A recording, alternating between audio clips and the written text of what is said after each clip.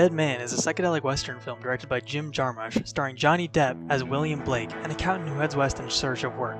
He eventually is caught up in a web of murders and is mortally wounded until he meets a Native American man named Nobody, played by Gary Farmer, who ventures to take him out to the Pacific and give him an ocean burial. Before I talk about the portrayal of Native Americans in the film, I want to talk about a few of the actors that starred in it. For one, Gary Farmer is an enrolled member of the Cayuga tribe, and he plays the most prominent Native American character in the film.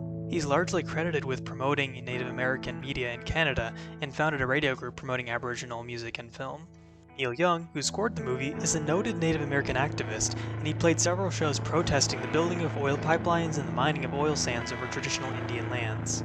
Even Johnny Depp has a unique history with Native Americans, which culminated in him being adopted as an honorary son of LaDonna Harris, a registered member of the Comanche tribe. I believe that the film addressed Native American issues with nuance, clarity, and precision, and one of the main reasons I think this is because Nobody's character was quite deep and dynamic. It's revealed in the film that his mother and father were from two separate warring tribes, and so he was seen as illegitimate by both of them. One day, when he was out on a hunt in an attempt to prove himself to the tribes, he was captured and kidnapped by a band of fur trappers, who eventually sent him off to England, where he was forcibly boarded by a white family until he made his escape back to America. Because of his education, Nobody speaks English as well as his native tongues, and recognizes that the main character's name, William Blake, is shared by a famous and renowned English poet. This is something that Blake himself doesn't even realize. This is really interesting to me because it paints Nobody as more Western cultured and well-read than many of the white characters throughout the movie. Despite this, he still manages to retain his original culture, and he's seen performing traditional medicine and rituals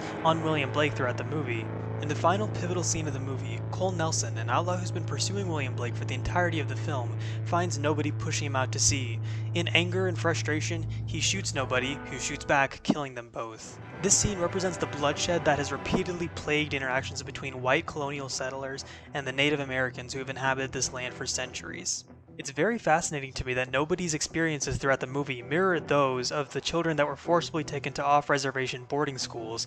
Yet his attempts at protest and the fact that he retained his culture mirror the efforts of many children in those boarding schools to protest the system of oppression brought on them. In addition to this, there are several sections of the film which feature long, uncut, and untranslated sections of multiple native languages between different tribes when the characters interact with them. It was refreshing to see a varied and dynamic portrayal of Indians, because many films would just resort to a generic Indian stereotype. The movie also does a good job of showing the damage that Western culture has done to Native American peoples. In the first few scenes of the movie, huge piles of buffalo skulls are seen in the town that William Blake arrives to, mirroring the efforts of the US government to exterminate millions of buffalo in an effort to undermine Great Plains tribes. For all, the film was both entertaining and enjoyable to watch because of its nuanced perspective on Native American issues.